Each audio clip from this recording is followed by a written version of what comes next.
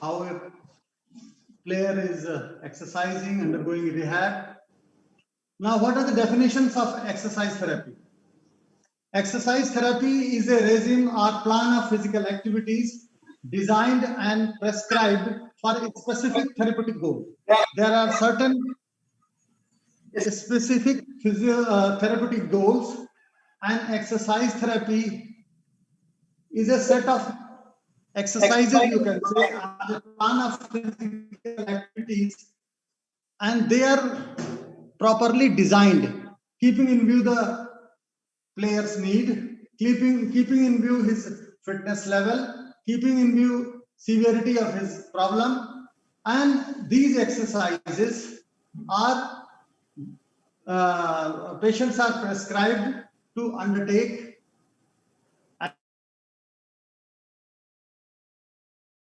as per instruction of physiotherapist, and they are for a certain specific therapeutic goal. So exercise is physical activities. Physical activities का एक plan है, एक road map है, जिसका rehabilitation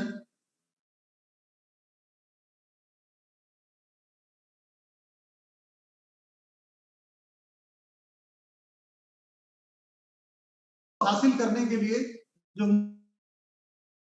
मुख्य साधन है वो व्यायाम है, वो एक्सरसाइजेज हैं।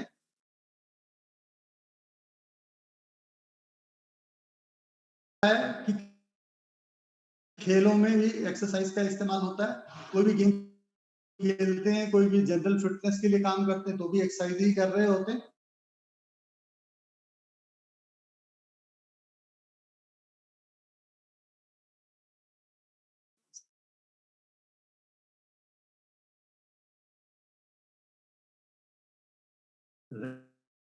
जो फिटनेस उसकी इंजरी की वजह से या कई दफे डिजीजेस की वजह से फिटनेस का लेवल कम हो जाता है, और उसको दोबारा हासिल करने के लिए एक्सरसाइजेस का हम प्रयोग करते हैं। दूसरी जो डेफिनेशन है वो सिंपल है कि exercise therapy means treatment bye exercises, जिसमें एक्सरसाइज के माध्यम से जब हम ट्रीटमेंट करते हैं तो वो आप एक्सरसाइज थेरेपी कह सकते हैं। तीसरी डेफिनेशन है exercise therapy is a means of accelerating patients recovery from injuries and diseases which have Altered his normal way of living. Now the normal way of living of a common man and normal way of living of an athlete gets hampered because of presence of either injury or presence of a disease. Now, what exercise therapy does? Exercise therapy try to hasten the process of recovery from injury and diseases, and this is the one definition. तो ये जो तीनों definitions हैं, कुछ ना कुछ तीनों अपने अपने ढंग से एक्सरसाइज थेरेपी को डिफाइन कर रही होती है। Now, अब बात आती है एक्सरसाइज क्या है। एक्सरसाइज को भी जानना जरूरी है, एक्सरसाइज थेरेपी के भी हमने डेफिनेशन समझी। अब एक्सरसाइज जिसको हिंदी में हम व्यायाम कहते हैं, तो एक्सरसाइज क्या है? Exercise is a physical activity that is planned, structured and repetitive for the purpose of conditioning the body. Body की कंडीशनिंग के लिए एक्सरसाइज का हम प्रयोग करते हैं, और एक्सरसाइज एक तरह की एक फिजिकल एक्टिविटी है जिस एक्टिविटी को we have planned it, we have devised it, designed it according to the needs of the athlete, according to the need of the injured sportsman, and they are repetitive in nature. ये बार बार करने वाली चीज होती है, नहीं कि एक बार करके फिर एक्सरसाइज का असर हमें मिल गया, ऐसा नहीं होगा। एक्सरसाइजेस को बार बार करनी पड़ती है, कई नंबर ऑफ इनके जो रेपिटेशंस हैं वो एक से ज्यादा हो सकते हैं, 10 या 15 या 20, 25 जैसा भी है, किसी तरह का एक रेपिटेशन का वो हो सकता है, या मल्टीपल सेट्स में हम एक्सरसाइजेस करवा सकते हैं। तो रेपिटेशन और सेट्स सब चीज पेशेंट्स की जरूरत के मुताबिक हम प्लान कर लेते हैं। तो एक्सरसाइज क्या है? एक तरह की फिजिकल एक्टिविटी है that we plan and structure means design, and they are repetitive because बार बार करेंगे तभी एक्सरसाइज से हमें बेनिफिट मिलेगा. And they are for the purpose of conditioning of the body gets deconditioned due to the impact of injury or diseases. So in order to avoid the conditioning, we put the person on exercises or exercise therapy. Now this slide shows people are engaged in various kind of exercises, and now we have to move on through the next slide. Concept of exercise therapy. Exercise therapy का क्या concept क्या है, कैसे काम करती है? Exercise therapy जैसे मैंने बताया कि is based on independent movements. इसमें इंडिपेंडेंट एक्सरसाइज को आप मूवमेंट भी कह सकते हैं, क्योंकि एक सिंगल रेपिटेशन या single performance of a particular kind of activity is independent movement. You can say exercise को movement एक synonymously हम उसको use करेंगे. So exercise therapy is based on independent movement which depend upon individual goals. There are certain individual specified goals, and in order to achieve that individual goals, we will so this is the concept of exercise therapy, which is based on independent movement to achieve certain individual goals for that athlete. Now exercise therapy aims to achieve optimal daily functioning. The daily functioning जो affected हो जाती है because of injury or diseases, तो उसको दोबारा से हासिल करने के लिए हमें एक्सरसाइज का सहारा लेना पड़ता है, क्योंकि एक्सरसाइज का उद्देश्य यही है कि हम जैसे पहले थे, चोट लगने के पहले थे, जैसे अपने डेली ट्रेनिंग कर रहे थे, अपने काम पे जा रहे थे या जो भी काम कर रहे थे, तो हमारी वो जो नॉर्मल लाइफ है that has been affected because of the impact of the injury, so that doesn't get affected. So exercise therapy tries to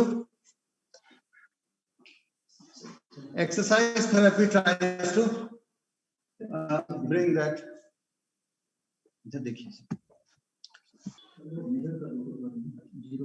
Back so that our daily functioning doesn't get affected. Now, to achieve the goals of exercise therapy, one needs to understand the disablement process. एक disablement process होता है, कैसे हम disabled हो जाते हैं. Injury की वजह से भी हमें डिसेबिलिटी आ सकती है, उसकी वजह से भी हम डिसेबल्ड हो सकते हैं, या हम कोई बीमारी की वजह से, कोई डिजीजेस की वजह से भी हमें डिसेबिलिटी हो सकती है. तो ये डिसेबलमेंट प्रोसेस को समझना बहुत जरूरी है. The disablement process includes impairment,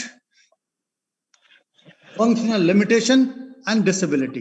कोई भी हमें बीमारी या डिजीज हो जाती है, that leads to some kind of physical handicap, हमें एक मुश्किल आ जाती है. फंक्शनल लिमिटेशन, हमें हमारे फंक्शंस अफेक्टेड हो जाते हैं. जैसे हम पहले फंक्शनली एक्टिव थे, हम उतने एक्टिव नहीं रह पाते हैं. और ये जो फंक्शनल लिमिटेशन है, जब ये प्रोलॉन्ग पीरियड के लिए हो, तो ये फिर हमें डिसेबल्ड बना देती है, दैट लीड्स टू डिसेबिलिटी. तो ये डिसेबलमेंट प्रोसेस है, यानी डिसेबलमेंट प्रोसेस में एक इम्पेयरमेंट का होना बहुत जरूरी है. This impairment leads to functional limitation, and this prolonged functional limitation leads to the disability. Now, what exercises does? How the exercises are beneficial? The benefits of exercises, overall benefits of exercises to the clients have been summarized below. Number one point is it increases motor and sensory functions. Motor and sensory functions, जब हम motor और sensory function कहते हैं, तो means motor means movement and sensory means our sensations. तो हमारे जो movements और हमारे सेंसेशंस हैं, यानी मोटर सेंसरी जो फंक्शंस हैं, वो दोनों बेहतर हो जाते हैं एक्सरसाइज करने से. जो है यानी सेंसरी मोटर इंप्रूवमेंट हमें एक्सरसाइज करने से मिलती है. जो है एक्सरसाइज करेंगे, मसल स्ट्रांग हो जाएंगे, तो हम कहेंगे हमारी मोटर एबिलिटी बढ़ गई. इसी तरह से कोई भी मतलब जैसे मसल्स पे असर पड़ता है, उसी तरह से हमारी जो सेंसरी रिसेप्टर्स हैं, स्किन भी हमारी सेंसरी रिसेप्टर है, स्किन के अंदर भी बहुत सारे सेंसरी रिसेप्टर्स हैं. तो ये सारे जॉइंट के अंदर मसल्स के अंदर भी प्रोप्रियोसेप्टर्स होते हैं, तो इनके सारे फंक्शनिंग जो है इंप्रूव हो जाते हैं। तो एक्सरसाइज करने से हमें मोटर और सेंसरी फंक्शंस हमारे बढ़ जाते हैं, ठीक हो जाते हैं। अगर अफेक्टेड हो गए हैं तो ठीक हो जाते हैं। मोटर एबिलिटी हमारी कम हो गई, मीन्स हमें वीकनेस आ गई है कुछ, तो वो मोटर फंक्शन हमारा एक्सरसाइज करने से ठीक हो जाता है। तो हमें मतलब हम कहते हैं कि हमारी मोटर एबिलिटी बढ़ गई है, यानी हमारी स्ट्रेंथ बढ़ गई है। सेंसरी फंक्शन इंप्रूव हो गया, जॉइंट प्रोप्रियोसेप्शन इंप्रूव हो गया, तो हमारे बैलेंस और जो हमारी कोऑर्डिनेशन, ये सारी दिक्कतें ये मिनिमाइज हो जाती हैं या खत्म हो जाती हैं। Now exercises also increases independence. हम एक्सरसाइज से करने से हमारी आत्मनिर्भरता बढ़ जाती है। हमें चोट लगने की वजह से हो सकता है चलने फिरने में दिक्कत हो, हमें स्टिक लेके चलना पड़ता हो, हमें वॉकिंग फ्रेम लेके चलना पड़ता हो, हमें क्रचेस लेके चलना पड़ता हो। इनकी सारी जो डिपेंडेंस है वो धीरे धीरे एक्सरसाइज करके खत्म हो जाती है, हमारी क्षमता अच्छी हो जाती है और हम इंडिपेंडेंट हो जाते हैं, अपने एम्बुलेशन में इंडिपेंडेंट हो जाते हैं, अपने काम करने में इंडिपेंडेंट हो जाते हैं, अपने डे टू डे एक्टिविटी में इंडिपेंडेंट हो जाते हैं, अपने ट्रेनिंग में इंडिपेंडेंट हो जाते हैं। तो what exercises does? Exercises increases independence. Now there is another benefit, decrease medicine intakes. The medicine जो हम किसी भी बीमारी के लिए खा रहे होते हैं, there are so many lifestyle diseases like BP, sugar, all that, thyroid, so many diseases are there for which there is a daily consumption of medicines, and daily we are running to this doctor, to that doctor, and wasting a lot of our time. So what happens with the exercises? When we are on a continuous routine of exercises, the decrease, there is the medicine intake gets decreased. हमारा BP वैसे ही exercise करने से ठीक रहने लगता है, काफी हद तक कंट्रोल रहने लगता है। हमारे शुगर का लेवल जो है एक्सरसाइज करने से अंडर कंट्रोल रहता है। हमारे हॉस्पिटल्स की विजिट्स कम से कम होते हैं, हमें जाना पड़ता है कई सारी, ऐसा नहीं है कि एकदम ही कोई चीज खत्म भी हो जाती, कई दफे जाना भी पड़ता है, तो कम से कम जाना पड़ता है, क्योंकि ज्यादातर हम अपने आप ही एक्सरसाइज करके उसका बेनिफिट उठाते हैं। और एक्सरसाइज किसी भी माध्यम से, जनरल एक्सरसाइज हम कर रहे हैं, योगा कर रहे हैं, प्राणायाम कर रहे हैं, कुछ भी कर रहे हैं, किसी भी तरह की, यानी अब जब हम एक्सरसाइज के बेनिफिट बता रहे हैं तो इसमें हर तरह की एक्सरसाइज शामिल है, चाहे साइकिलिंग कर रहे हैं, रनिंग कर रहे हैं, जो भी कर रहे हैं, स्टेशनरी एक्सरसाइजेस कर रहे हैं, लिम्ब मूवमेंट्स कर रहे हैं, जो भी कर रहे हैं, leads to decreased medicinal intake, visits, and they increases the health and fitness of the athlete.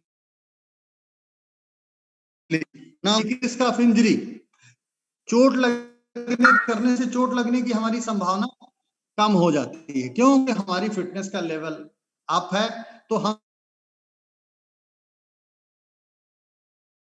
जल्दी इंजर्ड नहीं होते। हमारी की रेंज ऑफ मोशन या जितनी मसल्स की फ्लेक्सिबिलिटी या जितने और भी फिटनेस के पैरामीटर्स हैं, इंड्योरेंस, जो भी चीज हमारी है, हमारी गेम के रिक्वायरमेंट के मुताबिक है, तो हमें चोट लगने की संभावना भी कम से कम है। Now what are the, now ये हमने अभी बेनिफिट्स के बारे में पढ़ लिया, मोटे तौर पे ये सारे हमें बेनिफिट्स मिलते हैं। अब हम ये जानेंगे कि एक्सरसाइज थेरेपी का एम क्या है, किस उद्देश्य से एक्सरसाइज थेरेपी का इस्तेमाल किया जाता है। Exercise therapy promotes activity to minimize effects of inactivity. जो हमने डिसेबलमेंट प्रोसेस पढ़ा था, उसमें एक पॉइंट हमने था activity limitation. Now that activity limitation leads to inactivity. हम इनएक्टिव हो जाते हैं क्योंकि हमारा हैंडीकैप हो गई, एक इंजरी हो गई है, एक प्रॉब्लम हो गई, उस प्रॉब्लम के चलते हमारी रूटीन अफेक्टेड है, हम अपनी ट्रेनिंग नहीं जा पा रहे हैं, हम अपना गेम नहीं खेल पा रहे हैं, हम कुछ भी नहीं कर पा रहे हैं। That leads to reduced physical activity. तो exercise therapy aims to promote that activity to minimize the effects of inactivity that has been thrust upon us because of the impact of an injury that we have sustained. The second aim is to correct inefficiency of a specific muscle or muscle group. Certain muscle groups inefficiency gets corrected when we plan exercises to overcome that inefficiency. यानी अगर कोई muscle groups proper काम नहीं कर रहे हैं, उसमें strength proper नहीं है, उसकी फ्लेक्सिबिलिटी प्रॉपर नहीं है, या उस मसल में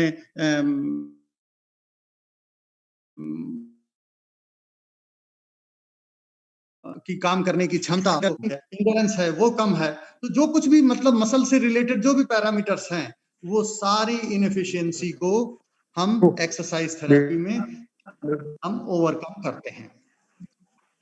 एक खास तरह की एक्सरसाइजेज करवा के कि भाई ये इसमें दिक्कत है, we have on our testing we have found the muscle is weak, now how to improve upon, we have found that muscle is inflexible, now how to overcome it. So we decide what kind of deficiency is there in the muscle is, and we try to overcome with help of exercise.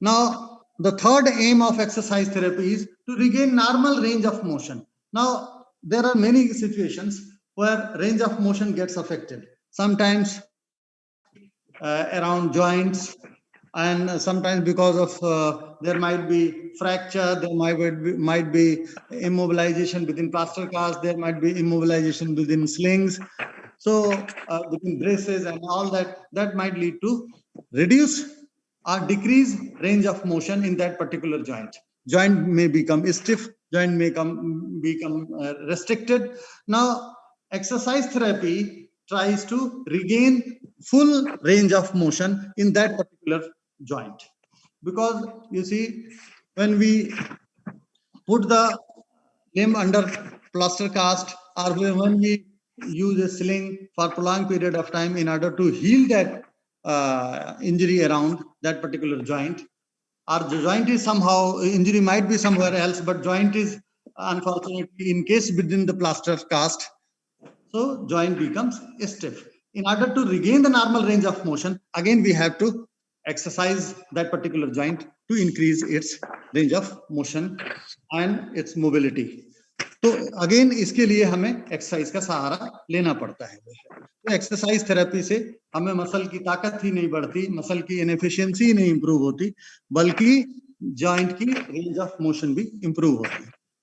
Now the next point is to exercise therapy aims to encourage the patient to use the ability he has regained through exercises. Now जो ability हमने exercise के माध्यम से, rehab के माध्यम से, rehab में भी हम एक्सरसाइजेस करवाते हैं, तो जो एबिलिटी हमने एक्सरसाइज कर करके हासिल किया है, उसको, उस एबिलिटी को अगर हम यूज नहीं करेंगे तो वो एबिलिटी हमारी खत्म हो जाएगी। तो उस एबिलिटी को बरकरार रखने के लिए बहुत जरूरी है कि हम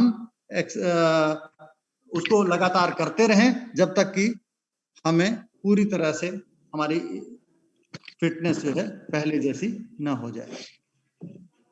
Now next point is to improve performance in daily activities. When we will exercise, our performance in day-to-day activity will improve. हमें खुद पता लगेगा कि ये काम पहले नहीं होता था, अब ये होने लगा है। तो ये जो सारी चीजें हैं, ये तभी संभव है जब हम activity, it is necessary that we should be on a continuous dose of exercises. Now there could be situations where there could be handicap could be so severe that we could be bed bound, we could be bedridden. So in order to learn, in order to walk properly, in order to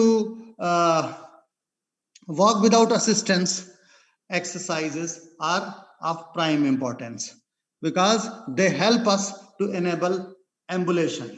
Ambulation, any form of ambulation, whether with assistance initially and later on without assistance, are the goal of exercise therapy. तो exercise के माध्यम से हमें चलना फिरना सब हम सीख जाते हैं, सहारे की हमें जरूरत नहीं पड़ती है। एक्सरसाइजेज इंप्रूव सर्कुलेशन, कोई भी एक्सरसाइज करते हैं उससे ब्लड फ्लो इंक्रीज हो जाता है। तो exercises improve circulation. Circulation means all kinds of circulation: lymphatic circulation, arterial circulation, venous circulation, capillary circulation. All kinds of circulation gets improved with help of exercises. Now, to improve, exercises are also employed to improve cardiorespiratory capacity. Sir ambulance जो हमारे heart और lung की कार्य क्षमता है वो बढ़ जाती है, हमारे लंग्स अच्छी तरह से ऑक्सीजन ले पाते हैं और एफिशिएंटली काम करते हैं, जबकि हम थकते नहीं, सांस नहीं चढ़ती है, और हार्ट भी हमारा एफिशिएंट हो जाता है और प्रॉपरली जो ब्लड है वो हर जगह पंप करता है। सर वो एम्बुलेंस का मीनिंग क्या है सर? क्या कह रहे हैं सर? एम्बुलेंस का number 6 to enable ambulance. Ambulation means चलना, चलना, walking. Okay, thank you sir. Now, exercises improves coordination. Exercises improve balance. Our body balance gets affected. Our coordination, synchronization of affected and unaffected side gets affected because of the impact of injury. So everything, you see, balance, coordination, everything gets affected. So exercise therapy के साथ हम ये कोशिश करते हैं कि माध्यम से कि इन सारी कमियों को हम दूर कर सकें।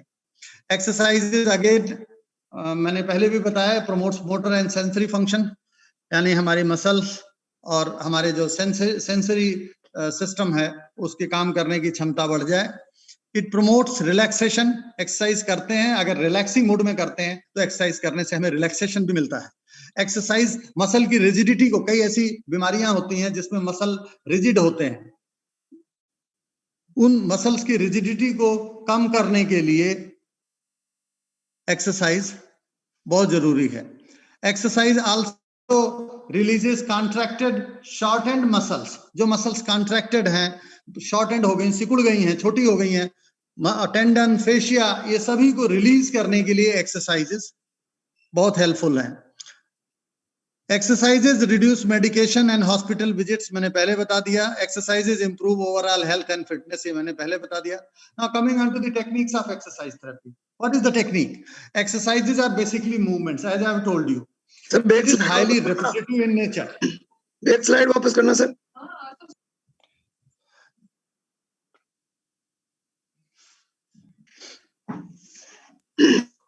Exercises are basically movements. These movements are highly repetitive in nature. बार बार उस मूवमेंट को रिपीट करना होता है। जब एक मूवमेंट को बार बार रिपीट कर देते हैं तो वो कह देते हैं वो एक एक्सरसाइज हो गई। इन आइसोलेशन देखें तो हर एक्सरसाइज अपने आप में एक मूवमेंट है। Exercises are intense in nature, अगर उसको हम बड़े मतलब इंटेंसिटी के साथ नहीं करेंगे तो फिर एक्सरसाइज से हम जो बेनिफिट चाहते हैं वो नहीं होगा। तो exercises are repetitive, exercises are intense, exercises consumes time of both patient and therapist. समय देना पड़ता है एक्सरसाइज करने के लिए और एक्सरसाइज से बेनिफिट उठाने के लिए। Exercise also require dedication of all concerned. भाई फिजियो और पेशेंट दोनों का डेडिकेशन चाहिए, तब हम एक्सरसाइज से कोई फायदा उठा सकते हैं। Exercise therapy is provided by physiotherapist because there are certain therapeutic exercises in exercise therapy. What we deal with therapeutic exercises. Now these therapeutic exercises are not for training purposes, they are intended to improve your physical fitness and to put yourself back to your pre-injury level fitness. So these exercises should preferably be under supervision. Repeat third point. Sir, repeat third point. Silent, please. Third point is intense in nature. Intense means सघन exercise जो होती है काफी intensity के साथ हम करते हैं, मतलब आराम से नहीं कई दफे करना होता। जहां पे शुरू में ताजी चोट होती है, फ्रेश इंजरी होती है, आराम से एक्सरसाइज करनी होती है। धीरे धीरे एक्सरसाइज की इंटेंसिटी को हम आते जाते हैं। Now there are certain terminologies, I think आपको पता होगा, फिर भी मैं एक बार जल्दी से बता देता हूं। Strength refers to the ability of a muscle और muscle group to develop force. Muscle जब कंट्रैक्ट करती है तो फोर्स जनरेट करती है, और जितना फोर्स जो मसल ज्यादा जनरेट कर लेती है उसी एबिलिटी को स्ट्रेंथ कहते हैं। पावर क्या है? When we are developing certain strength in respect to velocity, speed, जब स्पीड के साथ कोई एक्सरसाइज को हम करते हैं पावर कह देते हैं।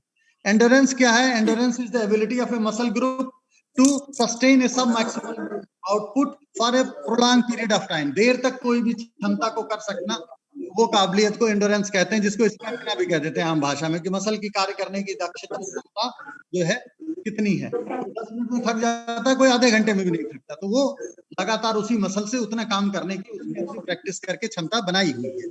इस कैपेसिटी को एंड्योरेंस कहते हैं। फ्लेक्सिबिलिटी आपको पता है, जिसको हम स्ट्रेचिंग कैपेसिटी भी कहते हैं। Flexibility is the capacity of a joint और muscle to move through its full range of motion. Now proprioception, मैंने बताया कि जॉइंट और मसल्स के अंदर प्रोप्रियोसेप्टर होते हैं। सर बैक स्लाइड वापस दिखाइए सर, बहुत फास्ट है सर। और ये special sir back slide. Shri Ram भाई ये पूरा LMS में है यार। तो श्री राम जी अपने वाले ग्रुप में भेज दिए। It can be defined as a special kind of sensitivity found in joint and muscle and senses about joint and body position. तो बॉडी की पोजीशन कैसी है ये हमें पता लगता है प्रोप्रियोसेप्शन से।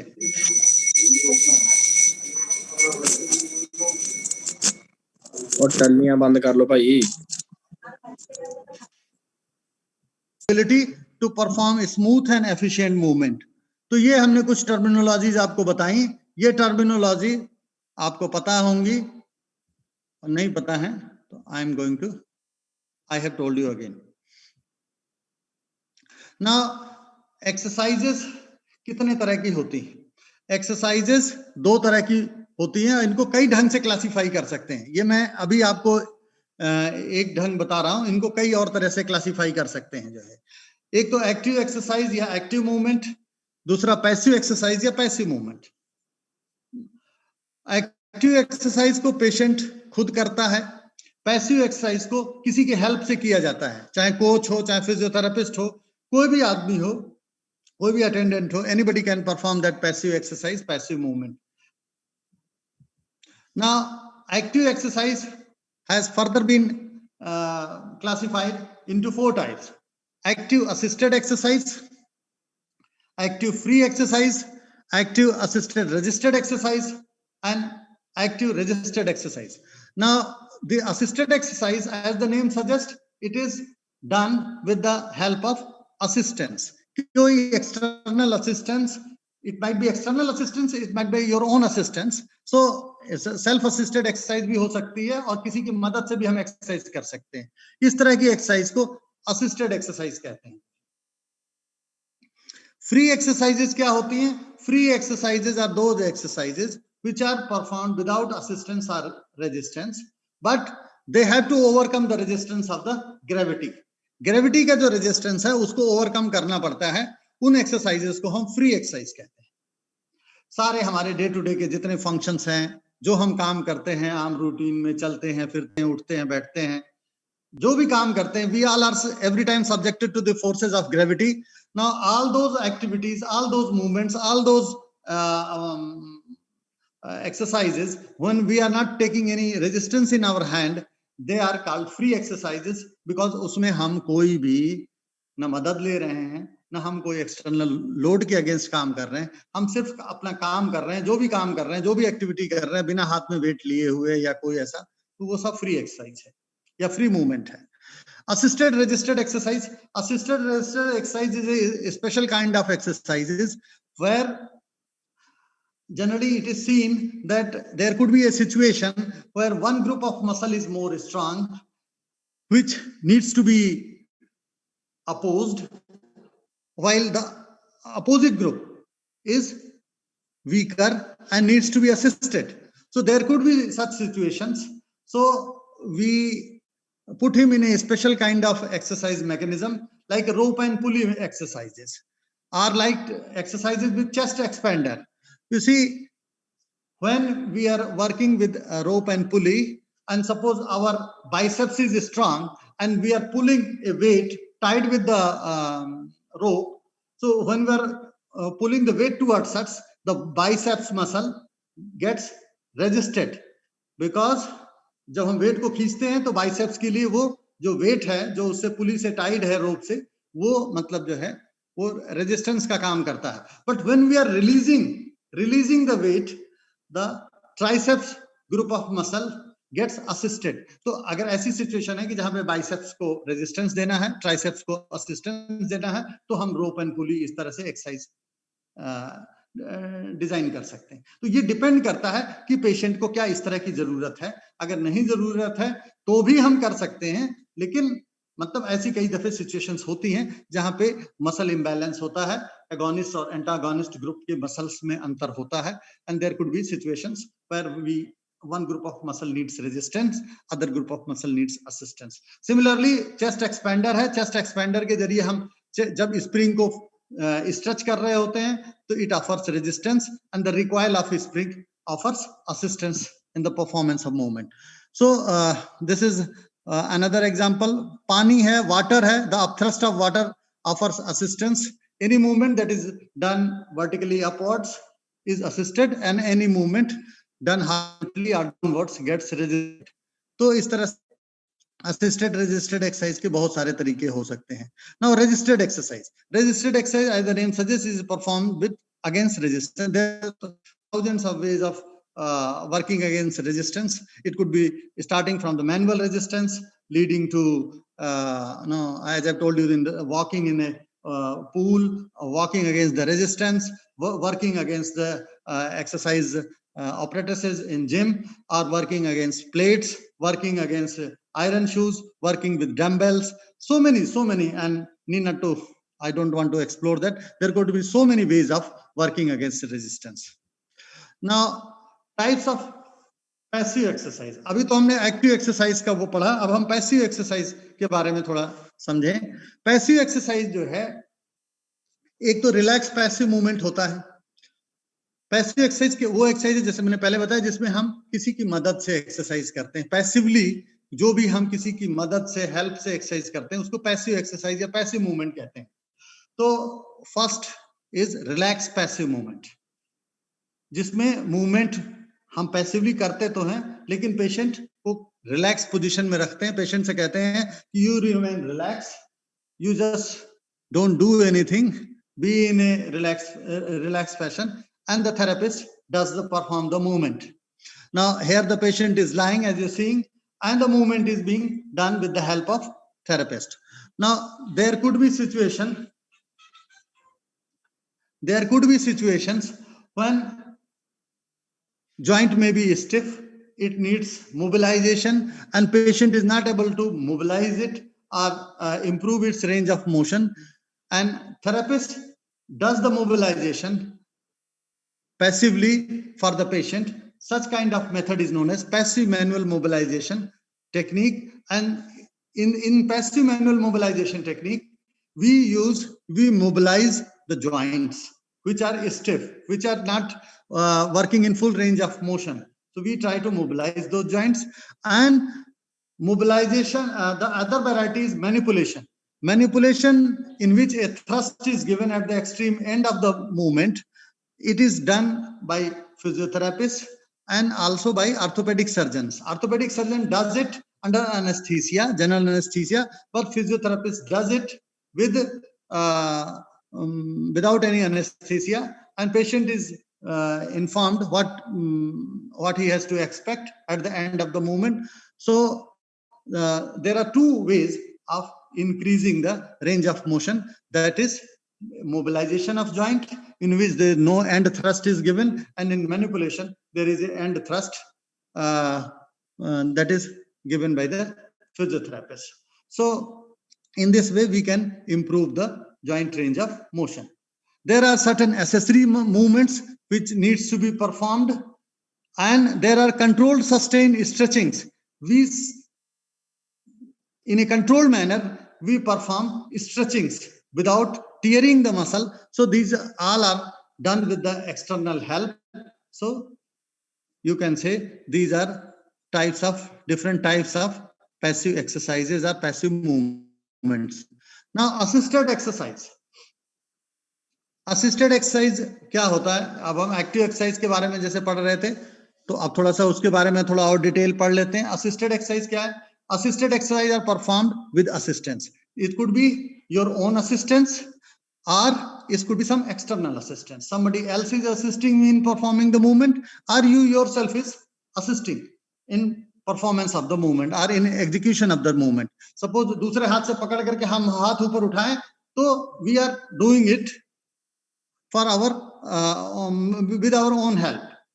अगर एक हाथ हमारा ऊपर नहीं जाता, दूसरे हाथ की मदद से हम इसको उठाते हैं, तो ये हमने ऑटो असिस्टेड या सेल्फ असिस्टेड मूवमेंट कह सकते हैं। Now assistance could be given by self, auto assisted, or by physiotherapist. Now the next point is assisted exercise are performed when muscles are weak and cannot perform in full range of motion. Muscles जब week होंगी तभी assistance देने की जरूरत है, या muscles कहीं range proper नहीं होगी तो भी हम दूसरे हाथ की मदद से उसको सेल्फ मोबिलाइजेशन के तरीके से असिस्टेंस दे करके उसको सेल्फ मोबिलाइज कर सकते हैं। तो ये सारी जो चीजें हैं असिस्टेड एक्सरसाइज का करने का तरीका है, जिसमें हम असिस्टेंस देते हैं और बिना असिस्टेंस के पेशेंट ये एक्सरसाइज नहीं कर सकता है, उसकी इतनी क्षमता नहीं है। नाउ एक ऐसी भी सिचुएशन हो सकती है जहां पे पेशेंट को असिस्टेंस की जरूरत नहीं है, वो फ्रीली मूवमेंट कर सकता है, जैसे चाहे वैसे हाथ उठा सकता है, जैसे पैर उठा सकता है, जैसे चाहे वैसे फ्रीली मूव कर सकता है। फ्री एक्सरसाइजेज, उनको फ्री एक्सरसाइज कहते हैं। तो फ्री एक्सरसाइज क्या होती हैं? Free exercises are done freely as the name suggest. These exercises are performed without any external assistance or resistance, except the resistance offered by the gravity. As I have told you, gravity acts upon everything that we are doing, so they are only subjected to effects of gravity. There could be situations when muscles are weak and patient may be performing full range of motion in gravity eliminated positions, but when that particular movement is subjected to the effects of gravity, patient may not be able to perform the movement. तो अगर patient की ये क्षमता है तो हम उसको free exercise पे डाल सकते हैं। अगर पेशेंट की इतनी भी क्षमता नहीं है, वो अगेंस्ट ग्रेविटी मूवमेंट नहीं कर सकता, तो उसको ग्रेविटी एलिमिनेटेड पोजीशन में एक्सरसाइज करवाएंगे, जिससे कि वो फुल रेंज एक्सरसाइज कर सके, या उसको असिस्टेड एक्सरसाइज पे रखेंगे और धीरे धीरे करते करते वो फ्री एक्सरसाइज के लेवल पे, स्तर पे पहुंच जाएगा। Now all our day to day movements are the example of free exercise or free movements. Now coming on to the assisted resisted exercise, as the name suggests, these exercises I will already explained you. These exercises have both components of assistance and resistance, used in situations where one group of muscles are weak and opposite group of muscles are strong. Exercise techniques are adapted to provide assistance to the weaker muscle groups and resistance to stronger muscle groups. Is all explained. Example is rope and pulley exercise, spring, water, etc.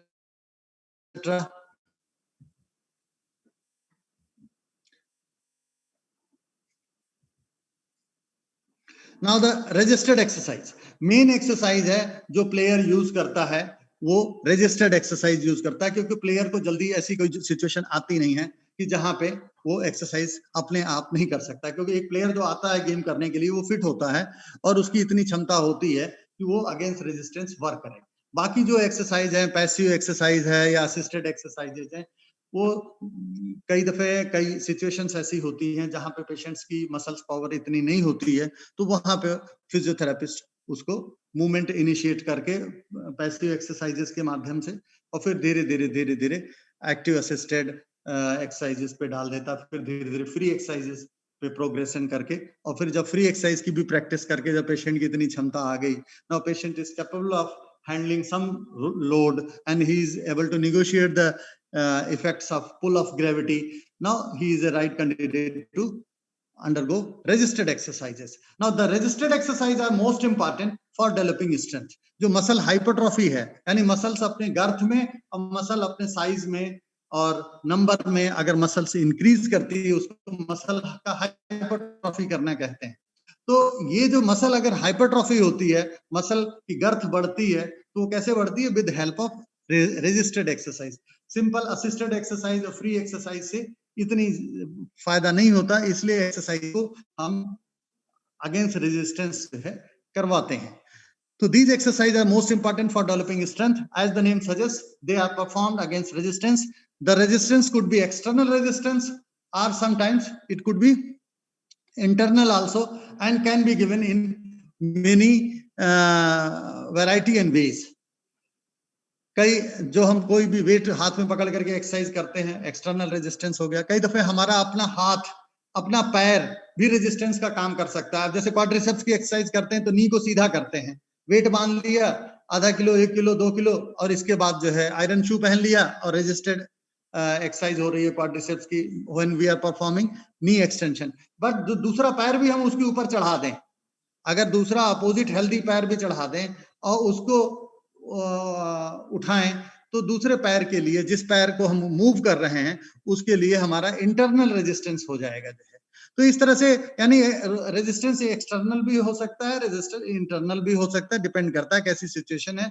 और physiotherapist आपकी जरूरत के मुताबिक, अगर कुछ भी नहीं है तो कैसे एक्सरसाइज कराया जा सकता है, कहीं वेट्स की समस्या है, कहीं कुछ है, तो फिजियोथेरेपिस्ट उस ढंग से कोई ना कोई रास्ता निकाल के एक्सरसाइज करवा सकता है। In these exercises, muscles are subjected to resistance in a variety of ways. For example, weights, free weights, cuff weights, dumbbells, plates, weight and pulleys, iron shoes, therabands, water, manual resistance, etc., and a long list. Now, resisted exercise में क्या होता है कि जैसे मैंने बताया कि external force apply किया जाता है. An external force is applied to body levers, means to the body joints, to oppose the force of muscle contraction. जो muscle contraction होता है, उस muscle contraction को oppose करता है. यानी muscles हमारी move करना चाहती है, लेकिन weight जो है आड़े आ जाता है, weight रुकावट डालता है, तभी तो इसका नाम resisted exercise है ना. तो इसकी वजह से क्या होता है कि ये जो weight है, weight डालने से जो intramuscular force है वो बहुत ज्यादा बढ़ जाता है. The intramuscular tension is increased by opposing the weight or resistance, and muscles responds by increase in power and hypertrophy when we are continuously doing the resisted exercises. When we are continuously subjecting our muscle to overcome this resistance over a prolonged period of time, our muscles gets hypertrophied, muscles succeeds in overcoming the resistance, and after some time, suppose you are working against 2 kg resistance, after some time you feel that 2 kg resistance is not enough, it needs to be further increased. The resistance, the exercises are further increased in terms of weight. Now, how can we make the exercises difficult? Because कोई भी exercise जहां हम करते रहेंगे, फिर उस exercise का benefit खत्म हो जाता है. एक्सरसाइज को हमें प्रोग्रेशन करना पड़ेगा, एक्सरसाइज को हमें मुश्किल बनाना पड़ेगा. अगर मुश्किल नहीं बनाएंगे तो फिर मसल्स के लिए वो टास्क चैलेंजिंग नहीं होगा, और जब तक टास्क चैलेंजिंग नहीं होगा तो जो हम बेनिफिट लेना चाहते हैं वो बेनिफिट नहीं मिल पाएगा. तो we have to continuously keep on revising the exercises, altering the exercises. We have to progressing the exercise, and how the progression is done by increasing, number one, by increasing the leverage of the resisting force, or by making the adjustment in the lever arm. Lever arm में adjustment करके, यानी कोई भी weight अगर नी पे मान लीजिए नी extension कर रहे हैं, एंकल पे बांध दिया हमने 1 किलो का वेट और वो उठाना मुश्किल हो रहा है, तो अगर हम उसी वेट को हम थोड़ा शिन पे बांध दें, लेग के बीच में बांध दें, तो लीवर आर्म को हमने अल्टर कर दिया. And by altering the lever arm we are making the weight lighter for the patient. और इसी तरह से कभी भी वेट को दूर बांध दिया तो उसी एक्सरसाइज करने के लिए वो मूवमेंट, वो जो रेजिस्टेंस है वो बढ़ जाता है. तो by making adjustment in the leverage arm और resistance arm, the resistance force, we can make the exercise easy or difficult. We can make it easy also by increasing speed of the movement. किसी भी exercise की speed बढ़ा के exercise को मुश्किल बनाया जा सकता है. By increasing the duration of the exercise, we can make exercise difficult. By increasing the number of repetitions, by increasing the number of sets, and lastly by increasing the number of weight or poundage. आधा kilo से exercise कर रहे हैं, 1 kilo से करेंगे, फिर इसके बाद 1.5 किलो से, 2 किलो से.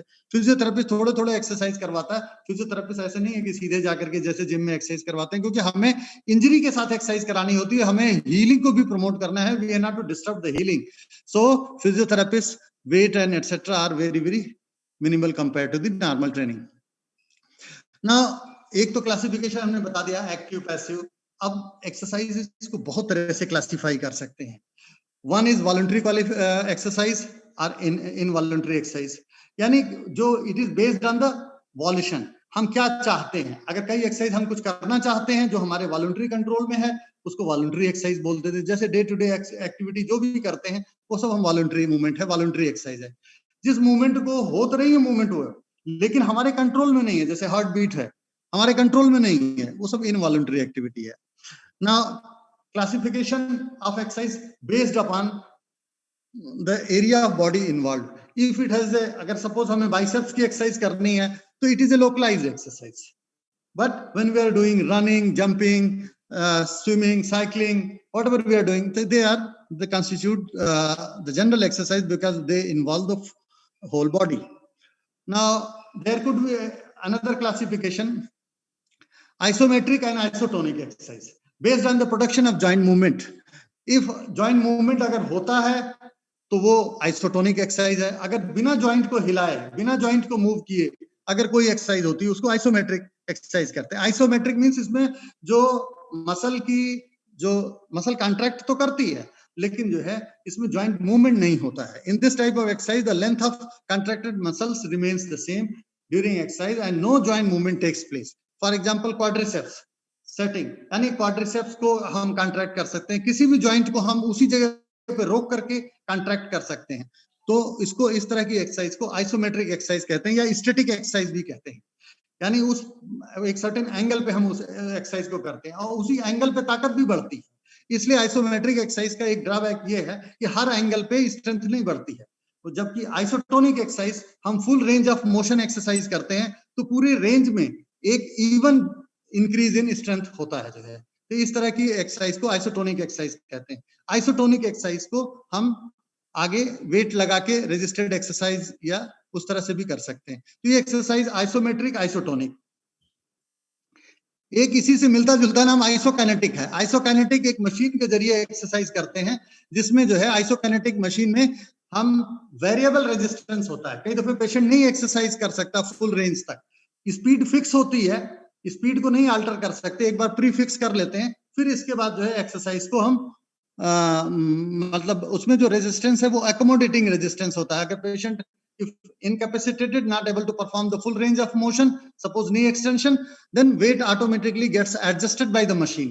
तो इस तरह की एक्सरसाइज को आइसोकाइनेटिक एक्सरसाइज कहते हैं. Now, आइसोटोनिक एक्सरसाइजेस कंसेंट्रिक भी हो सकती है, इसेंट्रिक भी हो सकती है. Concentric means when the length of the muscle shortens during lifting a weight. जब कोई वेट लिफ्ट कर रहे हैं, जैसे बाइसेप्स कर्ल कर रहे हैं, वेट उठा रहे हैं, तो मसल की लेंथ शॉर्टन होती है, उसको कंसेंट्रिक एक्सरसाइज करते हैं.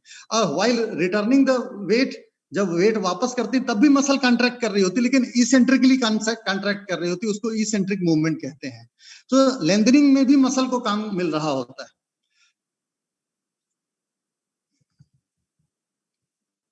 एक्सरसाइज को एक और ढंग से हम एक्सप्लेन कर सकते हैं on the base of oxygen consumption. Aerobic exercise, anaerobic exercise, जो दौड़ना, भागना, चलना फिरना जिसमें खूब प्लेंटी ऑफ ऑक्सीजन हम इनहेल करते हैं, सब एरोबिक एक्सरसाइजेज है. एनारोबिक एक्सरसाइजेज हैं जिसमें जोर लगाते वक्त हमें ऑक्सीजन की सप्लाई कम हो जाती है, ऑक्सीजन की डिमांड बढ़ जाती है क्योंकि जोर बहुत लगाना पड़ता है, जैसे स्प्रिंटिंग, वेट लिफ्टिंग. कई दफे जो वेट लिफ्टर से वेट उठाते हैं तो सांस रोक के या दम लगा करके पूरा करते हैं, तो हमें जितनी ऑक्सीजन चाहिए उतनी नहीं मिल रही होती.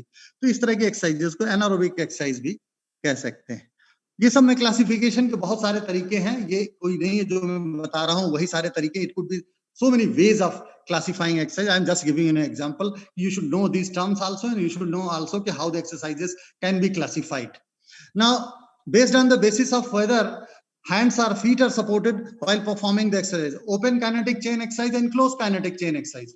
In open kinetic chain exercises, single joint movement होता है और इसमें जो है hands and feet are free to move.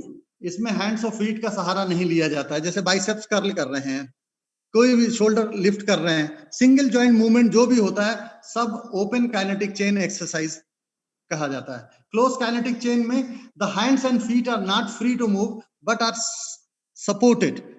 इसमें जैसे प्लैंक कर रहे हैं, जैसे कोई भी ऐसी एक्टिविटी कर रहे हैं, पुल अप्स हैं, पुश अप्स हैं, जो भी कर रहे हैं जहां पे हैंड फीट सब एक सर्टेन पोजीशन में हुक्ड हैं, they are glued to the floor and then we are doing performing certain activity. तो एक क्लोज दायरे में ये एक्सरसाइज हो रही है, इसको सब क्लोज काइनेटिक चेन एक्सरसाइज कहते हैं. Now, classification of exercises based upon the goals which we wish to achieve. अगर ताकत बढ़ाना चाहते हैं तो we will do strengthening exercise. अगर flexibility बढ़ाना चाहते हैं तो stretching exercise. Mobility बढ़ाना चाहते हैं joint की तो mobilization exercise. Agility बढ़ाना चाहते हैं तो agility exercise. Endurance बढ़ाना चाहते हैं तो we can do. तो इनको उसी तरह से नाम दे दिए गए हैं, आप उसी तरह से उन नामों को डाल सकते हैं. जिस तरह जैसे नाम है तो समझ लीजिए ये exercises they are intended to increase or reach that particular goal or objective of the exercise. Balance, proprioception, coordination exercise, ये सब उसी नाम को, उसी गोल को करता है। अब प्रोग्रेसिव रेजिस्टेड एक्सरसाइज क्या है? Progressive resisted exercise, this exercise advocates that resistance should be increased progressively in order to gain maximum benefit. It was propounded by Delorme and Watkins. आज से करीब 70-80 साल पहले ये डेलॉर्मी एंड वॉटकिंस ने ये प्रोग्रेसिव रेजिस्टेड एक्सरसाइज का कंसेप्ट दिया था कि एक्सरसाइजेस को, और वो भी रेजिस्टेड एक्सरसाइज को, प्रोग्रेसिव रखा जाए, नहीं तो हमें उससे बेनिफिट नहीं मिलता है। तो इसके लिए उन्होंने एक तरीका बताया कि 10 RM वेट सिस्टम, यानी one has to find a 10 RM, RM means repetition maximum weight. तो by trial and error 10 RM weight को फाइंड आउट कर लिया जाता है और उस 10 RM वेट के साथ 3 सेट में एक्सरसाइज करवाई जाती है और हर सेट में 10 रिपीटेशन एक्सरसाइज करता है पेशेंट जो है। तो ये सपोज ट्रायल एंड एरर से हमने पाया कि 4 किलो, जैसे नी एक्सटेंशन करना चाहता है, क्वाड्रिसेप्स के लिए हम ताकत बढ़ाना चाहते हैं, तो नी एक्सटेंशन के लिए हमने ट्रायल एंड एरर से पाया कि 4 किलो ऐसा वेट है जो पेशेंट 10 बार उठा सकता है और 10 से ज्यादा नहीं उठा सकता है, तो उसको 10 रिपीटेशन मैक्सिमम वेट कहते हैं जो है। तो अब हमने कैसे एक्सरसाइज प्लान करनी है वो मैं आगे बताता हूँ।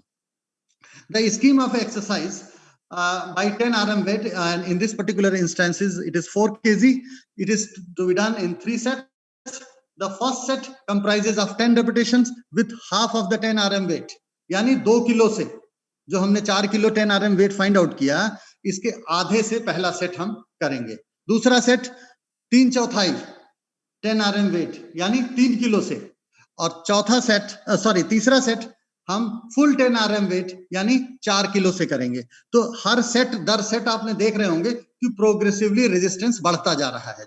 इस तरह से उन्होंने एक सिस्टम बताया डेलॉर्मी साहब ने, इसको PRE या प्रोग्रेसिव रेजिस्टेड एक्सरसाइज सिस्टम कहते हैं ना। एक बात और समझने की जरूरत है कि जब हम वेट ट्रेनिंग कर रहे हैं या स्ट्रेंथ ट्रेनिंग कर रहे हैं तो थोड़ा सा हमें केयरफुल रहना पड़ेगा। कीप इट ग्रेजुअल, धीरे धीरे करें। क्यों? कि ज्यादा वेट उठाएंगे कहीं झटका लग जाएगा, मसल इंजरी हो जाएगी। धीरे धीरे वेट उठाइए, धीरे धीरे लोअर करिए। There should be specificity. Make sure that exercises are executed correctly and on that particular joint and in that by that particular muscle only. Trick movement ना करें इधर उधर, उस पर्टिकुलर मूवमेंट को उस पर्टिकुलर जॉइंट और muscle तक ही सीमित रखें।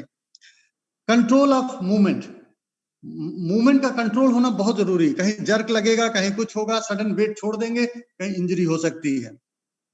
कंप्लीट रेंज ऑफ मोशन में अगर पॉसिबल हो वहां करें, अगर नहीं complete range of motion possible है तो वहां तक करें जहां तक पेन नहीं होता, दर्द नहीं होता। And exercises should be pain free. If pain results, it means कि या तो वेट ज्यादा है या तो आप फुल रेंज मोशन करने के चक्कर में पेन की रेंज में एंटर हो रहे हैं, हार्ट कर रहे हैं, तो ऐसे एक्सरसाइज करने का कोई फायदा नहीं है, आपकी इंजरी एग्रीवेट हो जाएगी। So you should not force exercise in pain. Now injury prevention and safety during weight training exercise आपको बहुत जरूरी है। resisted exercise training के समय आप बहुत केयरफुल रहें। You should warm up before undertaking any such thing. Muscles थोड़े गर्म रहेंगी तो अच्छी तरह से काम करेंगी। स्ट्रेच कर लें उनको, करेक्ट टेक्निक यूज करें, ब्रेथ होल्डिंग ना करें, और work with weights on alternate days. एक दिन छोड़ के अगर वेट ट्रेनिंग की जाए तो ज्यादा बढ़िया रहेगा। Start the movement with muscles from A pre stretch position. अगर मसल्स प्री स्ट्रेच पोजीशन से काम करेंगी तो ज्यादा बढ़िया तरीके से वेट को हैंडल कर सकती हैं जो है। And the general conditioning precedes specific conditioning. ये एक कंडीशनिंग का सिद्धांत है कि पहले हम एक अपनी जनरल कंडीशनिंग को इंप्रूव करें, उसके बाद फिर हम किसी स्पेसिफिक मसल ग्रुप को टारगेट कर सकते हैं। लेकिन फिजियोथेरेपिस्ट चूंकि रिहैब कर रहा होता है तो उसको रिहैब में सब कुछ आता है, बिकॉज पेशेंट एक इंजरी के रूप में नहीं देखता, तो वो जनरल एक्सरसाइजेस भी बताता है जो अनइंजर्ड मसल्स और जॉइंट्स हैं, और जो स्पेसिफिक जहां पे इंजरी है उस पर्टिकुलर जॉइंट और मसल के लिए अलग से एक्सरसाइज बताता है। लेकिन एक as a matter of principle I am telling you, general conditioning जो है that precedes the specific conditioning.